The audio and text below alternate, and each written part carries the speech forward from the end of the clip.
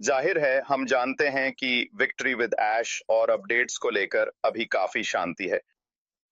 मैं बस आप सभी से केवल इतना ही कहना चाहूंगा दोस्तों कि आमतौर पर जब भी हमारे सीईओ ऐश मुफारा बहुत ही ज्यादा शांत होते हैं, तो इसका मतलब है कि ठीक इसी समय पर्दे के पीछे जरूर कुछ न कुछ बड़ी डिढ़ा पक रहा है या चल रहा है।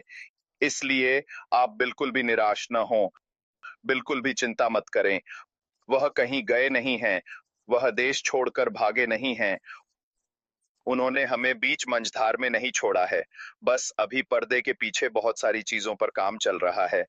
तो आप बस हमारे साथ डटे रहिए और सब कुछ बिल्कुल ठीक हो जाएगा, जैसा कि ओलिवर अक्सर कहते हैं। तो आज मेरे पास आपके लिए क्या है, वह है अनुशासन। इसीलिए मैं आज आपसे इस बारे में बात करना चाहता था। तो अनुशासन असल में इतना मायने क्यों रखता है? सबसे बेडीडीडी और महत्वपूर्ण बात जो मैं इसके बारे में कहूंगा वह है अनुशासन।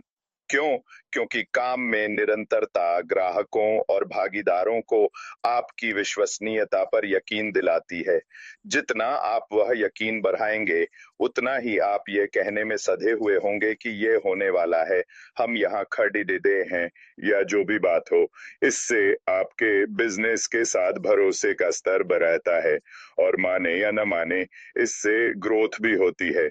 जितना ज्यादा आपके कस्टमर बेस को एक बिजनेस के तौर पर आप पर भरोसा होगा, उतना ही वे कस्टमर्स फिर आप पर और आपके बिजनेस मॉडल पर गहरा यकीन करेंगे, जिसका सीधा मतलब है कि वे आपकी ओर कहीं ज्यादा आकर्षित होंगे। तो ये भटकने से बचाता है, और जहां तक एक सस्टेनेबल विस्तार की बात है, ये कदम दर कदम रवैया अपनाने की अनुमति देता है। इससे लचीलापन भी काफी हद तक बढ़ता है। लगातार कोशिशें बिजनेस को आने वाली चुनौतियों और रुकावटों से निपटने में मदद करती हैं। अगर आपने वह भरोसा बनाया है स्तर पर, अगर आपने वो अनुशासन सही से बनाया है, तो आने वाले तूफानों का सामना करने की आपकी संभावना काफी बेहतर हो जाती है। और चलिए उसे दिखाते हैं। डी क्लब में शामिल होने के लिए प्रिसिला का शुक्रिया।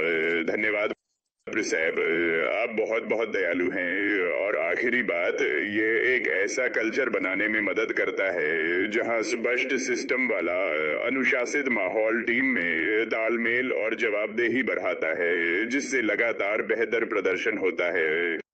मुझे ऐसा लगता है कि बिजनेस में हम सभी के लिए ये सब सीखने की प्रक्रिया का ही एक हिस्सा है कि हमें खुद अनुशासित कैसे रहना है, दूसरों तक वो अनुशासन कैसे पहुंचाना है, और जो आप हासिल करना चाहते हैं उसे कैसे दोहराना है।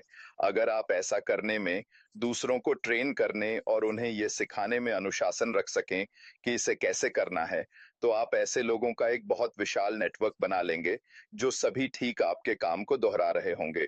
यही तो असली लक्ष्य है। यही वह सबसे पहली और जरूरी चीज है जिसे ज्यादातर उद्यमी, ज्यादातर लीडर्स और बिजनेस के भीतर सेल्स के माहौल में रहने वाले लोग रोजाना करने की कोशिश करते हैं।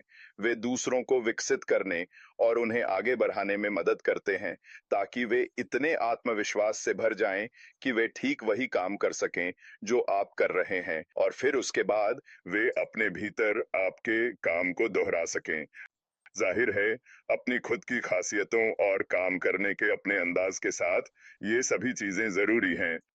लेकिन अगर उनके पास वो बुनियादी अनुशासन है जो आपने उनके अंदर डाला है और उन्हें सिखाया है और उन्हें करके दिखाया है, तो आप आगे चलकर निश्चित रूप से बहुत ही ज्यादा बेहद सफल होने वाले हैं अपने खुद के बिजनेस के अंदर, क्योंकि वो लोग बिल्कुल सही तरीके से सफल होने के उस तरीके को ही दोहरा रहे हैं।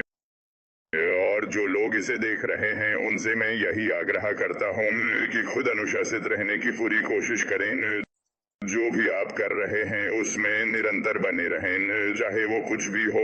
और फिर कोशिश करें कि यूज उन लोगों तक पहुंचाएं जो नेतृत्व के लिए आपकी और उम्मीद से देखते हैं न अपने खुद के लोग उनके सर्कल्स के भीतर, ताकि आप उन्हें बिल्कुल सही ढंग से और स्पष्ट रूप से ये सिखा सकें कि उन्हें आगे किस दिशा में और कैसे बढ़ना है।